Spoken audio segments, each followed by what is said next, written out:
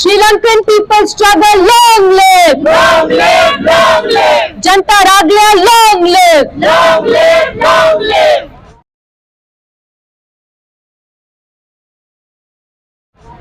Friends, we have been very closely watching across the world, different countries, various people's movements unfold on very basic issues and very basic concerns regarding people's livelihood, their right to life, access to basic common goods like education, health, basic commodities, and a dignity of life.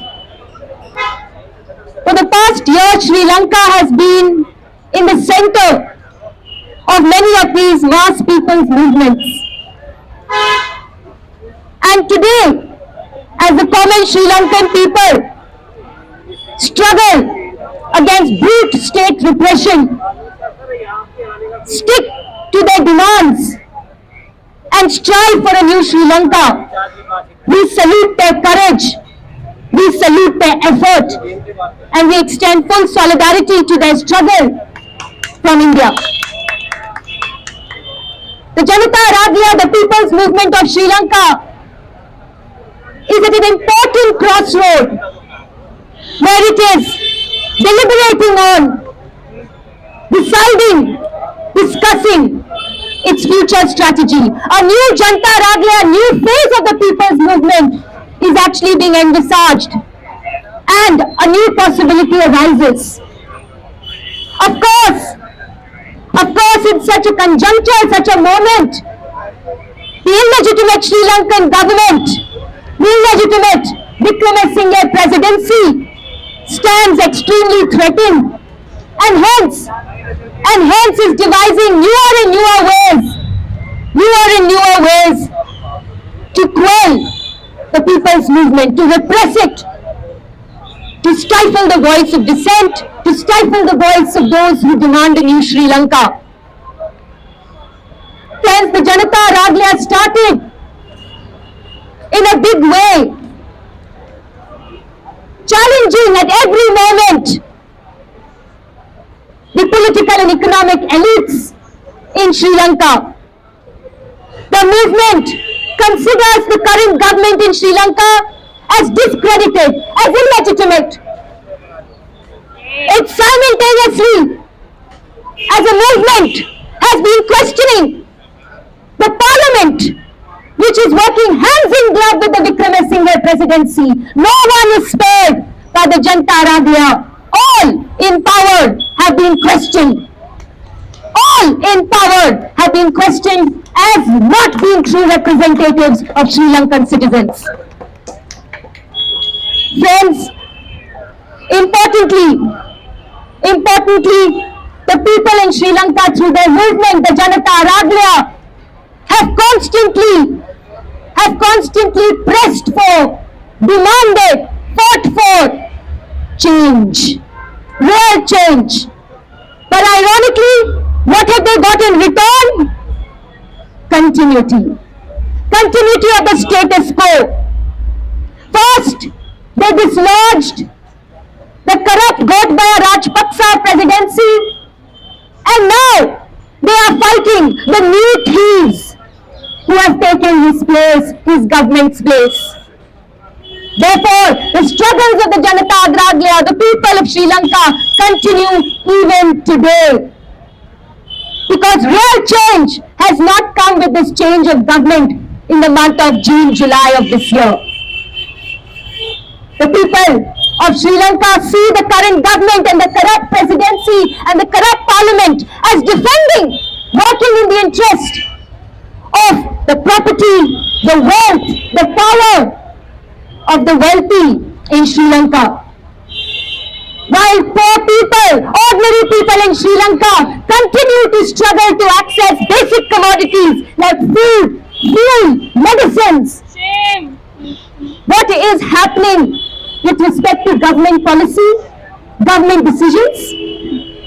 Ironically, the government's failure in Sri Lanka is evident because with each passing day, ordinary people's difficulty and economic hardships increase. It's only in one way that we can say that the Sri Lankan government has succeeded, and that is in repressing the people. Same. In every other way, on every other front, the Sri Lankan government, the parliament, the presidency has failed and continues to fail the Sri Lankan people. The only success it has is in repressing the people and their voices.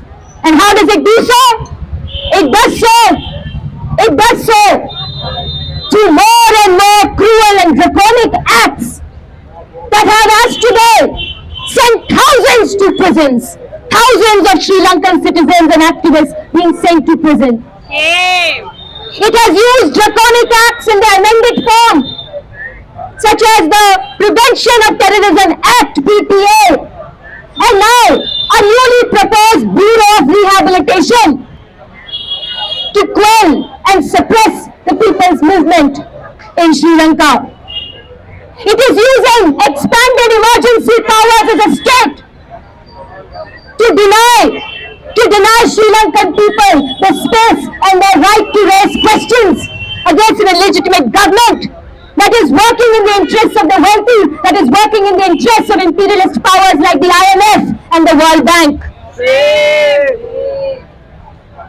This is the same Sri Lankan government that has no qualms in unleashing its police force and military on unarmed citizens. We have seen a police state, heightened militarization emerge in Sri Lanka, where the government continues to protect the interests of the corrupt, the ruling elite, the economic elite, while suppressing the poor, the majority. Friends, the Janata Raglia, as I said, is not beaten back by this brutal repression. Whenever the going gets tough, the tough get going. And the Janata Raglia, the people's movement of Sri Lanka, is in a churning. It is deliberating on a new strategy, ways in which a new Sri Lanka, a new political system that keeps people in the center of decision making, that actualizes people's power, in which the economy is run in the interest of the people, not in the interest of the wealthy. The movement is in a churning, and we watch carefully. We watch for inspiration. We watch the struggle, we defend it, and we salute it. Let us be very clear, my friends, wherever my voice is going. Movements across the world have been and continue to break out. And what do they show? That the common people are not going to tolerate the way moribund capitalism, this whole socio-economic system, and the facade of representative democracy that it nurtures. People are going to come out and question such forms of hollow democracy, such forms of economy which do not run on the interests of the majority, the interests of the people. Hence, as the Janata Raglia, the people's movement in Sri Lanka, evolves its new phase, in which it comes up with new ways of envisioning democracy, giving back power to the people. We, in different parts of the world, draw crucial inspiration. The movement in Sri Lanka can show us the way, they can show us the way of how a new humanity can emerge and how justice and equality can prevail. Janata Raglia, long live! Long live, long live. The people united shall always be victorious. The people united shall always be victorious. Janata Raglia, long live! Long live, long live. देखिए, जो विक्रमसिंघे की सरकार है श्रीलंका में, सबसे पहले तो वो लोगों के सहमति से वो सरकार नहीं बना पाए। उन्होंने बहुत ही करप्ट पॉलिटिकल सिस्टम का इस्तेमाल कर अपनी एक प्रेसिडेंसी बिठा दी जुलाई 2022 में। लोगों को जायज़ सी बात है ये चीज़ हजम नहीं हुई, उनका आंदोलन चलता रहा है, खास करके इसलिए क्योंकि ये जो सरकार विक्रम सिंघे ने बनाई है, पार्लियामेंट के साथ साथ काम करते करते उन्होंने कोई भी ऐसे कदम नहीं उठाए हैं, कोई भी ऐसे पॉलिसीज़ नहीं बनाई हैं, नीतियाँ नहीं बनाई हैं जिससे आम लोगों की ज़िंदगी बेहतर हो सके। सीधा सीधा इस सरकार ने IMF, इंटरनेशनल मॉनेटरी फंड, बाहर के पूंजीपतियों, वर्ल्ड बैंक जैसे संस्थाओं और श्रीलंका के अमीर लोगों के हित में उन्होंने एक बेल आउट पैकेज बनाया है। और ये बेल आउट पैकेज इस तौर पे चलेगा कि जो श्रीलंकन इकोनॉमी है, जो आर्थिक व्यवस्था है, वो उसी तरीके से चलाई जाएगी जिस तरीके से अमीरों का मुनाफा, बड़ी बड़ी कंपनियों का मुनाफा, बाहर की कंपनियों का मुनाफा चलता रहे। हर घर में गैस हो, हर घर में खाना पहुँचे, हर घर में लोगों के पास आमदनी हो, एम्प्लॉयमेंट हो, ये सवाल अभी भी श्रीलंकन गवर्नमेंट के लिए मूल सवाल है ही नहीं। तो हम जानते हैं कि जब लोगों की परिस्थिति बदलती नहीं है तो आक्रोश बना रहता है और आक्रोश बढ़ता है। तो एक करप्ट रेजीम है जो लोगों के हित में काम नहीं कर रही है। बेल आउट पैकेज IMF और वर्ल्ड बैंक से लेकर श्रीलंकन इकोनॉमी को और भी एक शोषण, लोगों के शोषण की तरफ ही लेके जा रहा है। दूसरी बात, रिप्रेशन इसलिए भी श्रीलंका में इतने भयंकर रूप से हम देख रहे हैं कि नए नए किस्म के इमरजेंसी आपातकालीन कानूनों का इस्तेमाल करके विक्रम सिंघे गवर्नमेंट लोगों पर पूरा हावी है, उनके आंदोलन को तोड़ने की कोशिश कर रहा है, क्योंकि लोग एक नई राजनीतिक व्यवस्था की भी बात कर रहे हैं, एक नई डेमोक्रेसी की बात कर रहे हैं, एक नए किस्म की लोकतंत्र की बात कर रहे हैं, जहाँ पर पहले लोगों से पूछा जाएगा, लोगों के काउंसिल से पूछा जाएगा, उनके हर गांव में, हर शहर में, हर इलाके में जो उनके काउंसिल्स हैं उनसे पूछा जाएगा कि क्या कानून बनने चाहिए, लोगों के हित में क्या है। अब जायज़ सी बात है जो हमारा अमीर रूलिंग क्लास है श्रीलंका में, वो ये नहीं चाहता कि एक नया किस्म का जनतंत्र बने, एक नया किस्म का लोकतंत्र बने जिससे लोगों का डिसीजन मेकिंग पावर हो। तो इसलिए भी बहुत ही हाई हैंडेड तरीके से आपातकालीन कानूनों का इस्तेमाल करके, प्रिवेंशन ऑफ टेररिज्म एक्ट का इस्तेमाल करके लोगों को जेलों में भरा जा रहा है। जो महत्वपूर्ण एक्टिविस्ट हैं, बहुत से युवा एक्टिविस्ट हैं, उनको ऐसे जेल में लगभग 75 दिन से रखा जा रहा है, उनको कोर्ट के सामने पेश भी नहीं किया जा रहा है। और हाल फिलहाल में इस किस्म के भी कानून लाने की बात की गई है। और क्योंकि पार्लियामेंट वहाँ पे बिका हुआ है, प्रेसिडेंट के हिसाब से ही काम करता है, रिप्रेजेंटेटिव बॉडी नहीं है, तो वो भी इस कानून को पास भी कर देंगे। हमें बस कुछ ही दिनों का इंतज़ार है, जिसके तहत एक नया ब्यूरो बनेगा जिसमें डिटेंशन सेंटर्स बनेंगे। डिटेंशन सेंटर्स का मतलब है कि जिनको भी सरकार कहीं ना कहीं थ्रेट की तौर पे देखता है, ठीक है, जिन्होंने भी किसी भी टाइप का आवाज़ सरकार के खिलाफ उठाया, उन सबको डिटेंशन सेंटर में डाल दिया जाएगा। और उसको क्या नाम दिया जा रहा है, हम आपको सुधारने की कोशिश कर रहे हैं। अब सुधार का नाम इस्तेमाल करके आप लोगों को मारेंगे, पीटेंगे, उनको जेल में डाल के, डिटेंशन सेंटर को एक जेल ही माना जाएगा ना, आप उनको वहाँ पे बिना किसी लॉयर से मिले, बिना उनके कुछ ह्यूमन राइट्स दिए हुए आप उनको क्या करेंगे? आप उनका टॉर्चर करेंगे। वो जो सवाल पूछ रहे हैं, वो उन्होंने जो आंदोलन को दिशा दी है, आप उसको ख़त्म करने की कोशिश करेंगे। तो इस किस्म की पूरी एक खेल हमें दिखने को मिल रही है और ये रिप्रेशन का एक सच्चा फॉर्म दिखने को मिल रहा है।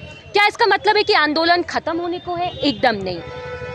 जब भी इस तरीके से सरकार ने काम किया है, चाहे आप विश्व के अलग अलग जगह में देखिए, लिबिया में देख लीजिए, अलग अलग जगहों में देखिए, जहाँ पे पिछले 10 साल में इस किस्म के बड़े जन आंदोलन हुए हैं और सरकारों ने मिली भगत जो पूंजीपतियों के साथ फिर उन आंदोलनों को ख़त्म करने के लिए भयंकर कानूनों का इस्तेमाल किया है। फिर भी मूवमेंट कहीं ना कहीं बचा रहता है और उसका एक नया दौर उभर के आता है। तो एक नए दौर उभरने की पूरी गुंजाइश है श्रीलंका में, क्योंकि लोग अभी भी अलग अलग शहरों में, कोलंबो के बाहर, अगर कोलंबो में अब प्रोटेस्ट करना नामुमकिन हो गया है तो बाकी जगहों में प्रोटेस्ट और आंदोलन खड़ा करना एक पूरी कोशिश है श्रीलंकन लोगों की। तो इस तरीके से आंदोलन, पावर टू पीपल जो है, जो लेजिटिमेसी है वो लोगों से आती है, राज्य व्यवस्था लोगों के बल पे चलनी चाहिए। इस पूरी प्रक्रिया को आगे बढ़ाते हुए एक नया दौर जनता रागलिया का या श्रीलंकन मूवमेंट का अभी भी उभर के आ रहा है। जैसा कि आपने बताया कि वहाँ पूंजीपतियों की सरकार आ चुकी है, तो भारत में भी आजकल ऐसी सरकारों की बात चल रही है। क्या लगता है कि भारत में भी ऐसी दशा होगी आगे चल के? देखिए, लंबे समय से श्रीलंका में भी, हमारे देश में, बाकी साउथ एशिया में भी जो सरकारें बनी हैं, काफ़ी दशक की मैं बात कर रही हूँ, मैं इस आने वाले 3-4 सालों की बात नहीं कर, लंबे समय से ऐसी सरकारें बनी रही हैं जो अमीरों के हित में काम कर रही हैं। ये भारत में भी हमने देखा है पिछले 60-70 साल से, इसलिए काफ़ी समाज के तबकों ने इस चीज़ पर भी सवाल उठाया कि हमने 75 साल आज़ादी के अमृत महोत्सव मनाए, लेकिन आम नागरिक, आम महिला, आम मर्द हमारे देश में कितना आज़ाद है, कितने अधिकार घर घर तक पहुँचे हैं, क्या लोगों को अपने मेहनत का पैसा मेहनताना मिलता है, क्या लोगों को अच्छी शिक्षा मिलती है, अच्छा स्वास्थ्य उपलब्ध कराया जाता है। तो जाहिर सी बात है क्योंकि ये सारी चीज़ों में भारत सरकार और बहुत सारे और भी सरकार फेल हुए हैं, अभी भी फेल हो रहे हैं, ख़ास करके निजीकरण के दौर में जहाँ पे एक बहुत सारी ऐसी सुविधाएं का निजीकरण करके राज्य व्यवस्था अपनी हिस्सेदारी से भाग रहा है। और इसका मतलब है कि इन सारी चीज़ों के लिए, शिक्षा हो, पानी हो, खाना हो, इन सारी चीज़ों के लिए लोगों को अपनी जेब में हाथ डाल डाल के उस पर खर्चा करना पड़ रहा है। तो इस सारी व्यवस्थाएं हमें अलग अलग देशों में दिख रही हैं, अलग अलग जगहों में आंदोलन हो रहे हैं, कुछ जगहों में जैसे श्रीलंका में वो आंदोलन और भी तीव्रता के साथ आगे उभर के आए हैं। देश में भी जो ऐसे हालात कुछ बनते नजर आ रहे हैं, अगर लोग आवाज़ उठाते हैं, आंदोलन करते हैं, उन्हें भी गिरफ्तारी कर दी जाती है, जैसे कि साईं बाबा की हुई थी। क्या लगता है कि आगे ऐसी स्थिति ही बनेगी? देखिए, इमरजेंसी प्रोविजंस का इस्तेमाल करना, टेररिज्म जैसे भाषा का इस्तेमाल करना, एंटी टेररिज्म के नाम पर नए नए कानून बनाना, ये हमें साफ साफ दिखने को दिख रहा है हमारे देश में भी, और मैं बार बार कह रही हूँ बाकी देशों में भी। ये उनकी एक स्ट्रेटजी है कि आप आंदोलन को और आंदोलन से जुड़े हुए लोगों को इस तरीके से डराइए, धमकाइए, उनके आंदोलन को कमज़ोर करने की कोशिश करें। लेकिन आंदोलन कुछ कुछ लोगों में सीमित नहीं होता है। आप कुछ कुछ बुद्धिजीवी को भी जेल में डाल दें, बड़े बड़े केसेस में फंसा दें। हमारे देश में यूएपीए जैसे कानून के अंदर उनको लंबे समय के लिए जेल में रख दें, अंडा सेल में रख दें, लेकिन आंदोलन अभी भी गरीब किसानों के, ज़मीनहीन दलितों के, हमारे देश के मजदूर वर्ग के अभी भी आंदोलन जारी है। तो ये तो हमें साफ साफ ज़मीन पे दिखने को मिल रहा है। एक दूसरी चीज़ जो मैं लाना चाहती हूँ आपके सवाल से जोड़कर, कि एक तरफ तो आप इस किस्म के कानून का इस्तेमाल करते हैं जैसे टेररिज्म को लेकर और लोगों के एक्टिविस्ट के, लोगों के जन आंदोलनों के खिलाफ आप इस तरीके से कानून इस्तेमाल करते हैं उनके लीडर्स के खिलाफ, परंतु एक दूसरा खेल भी ये राज्य व्यवस्था, चाहे वो श्रीलंकन गवर्नमेंट हो, चाहे वो भारत की सरकार हो, चाहे वो दूसरी सरकार हो, और वो है इलेक्शन का एक बड़ा बड़ा ढोल बजाया जाता है। हर 5 साल से आम नागरिकों से वोट मांगा जाता है, एक मतदान होता है, परंतु रहस्य ये है कि जब भी लोग हमारे देश में वोट करने जाते हैं, आज भी आप किसी भी स्टेट इलेक्शन का रिजल्ट खोल के देख लीजिए, यूपी का इलेक्शन और 4 और स्टेट्स का इलेक्शन मार्च 2022 में डिक्लेयर हुआ था। एक तरफ पूरी व्यवस्था ये दिखाने की कोशिश करती है कि वापस से वो सरकारें पावर में आई, जैसे यूपी में वापस से योगी को इलेक्ट किया गया, परंतु ये एक्चुअली एक बहुत गलत मिसकंसेप्शन, बहुत गलत अंडरस्टैंडिंग मतलब राज्य व्यवस्था ने लोगों में फैलाया है, मीडिया में फैलाया है। और अगर आप बहुत ध्यान से देखें कि यूपी जैसी जगह में जहाँ पे इलेक्शन हुआ था मार्च 2022 में, इलेक्शन के रिजल्ट देखिए, भाजपा को 40% से भी कम वोट मिले थे यूपी में, और बहुत सीटों में कुछ ही कम सीटों से वो हारे हैं।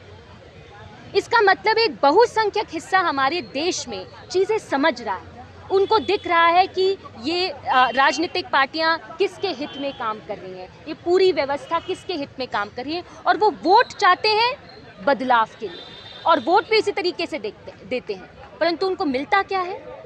उनको मिलता है कंटिन्यूटी, वही चीज़, वही गवर्नमेंट वापस आती है। और ये इसलिए है क्योंकि हमारे देश में first past the post system of elections कराया जाता है, जिसको सिंपल मेजॉरिटी मिलती है उसी को उस कॉन्स्टिट्यूएंसी का प्रतिनिधि बनने का हक मिलता है। और इससे क्या होता है, बड़ा हिस्सा लोगों का जिन्होंने वोट नहीं दिया था उस प्रतिनिधि को, उनके वोट मतलब एक तरीके से उन वोट्स को फेंका जाता है, उनको कोई वेट नहीं दिया जाता है, और एक बड़ा हिस्सा लोग अनरिप्रेजेंटेड रहते हैं। तो हमें ये भी पूछना होगा कि सिर्फ कानून नहीं, बहुत बार हमारे इलेक्शन सिस्टम के थ्रू इस पूरे राज्य व्यवस्था जो इलेक्शन सिस्टम पे बैठा हुआ है वो भी कहीं ना कहीं लोगों के सच्चे आवाज़ को कि वो चेंज चाहते हैं लेकिन वो कंटिन्यूटी ही वापस मिलता है उनको, ये इलेक्शन और इस फॉर्म ऑफ डेमोक्रेसी जो इस किस्म के इलेक्शन पे बेस्ड है उसके थ्रू भी लोगों के इश्यूज़ को, लोगों के मुद्दों को मतलब कुचला जाता है।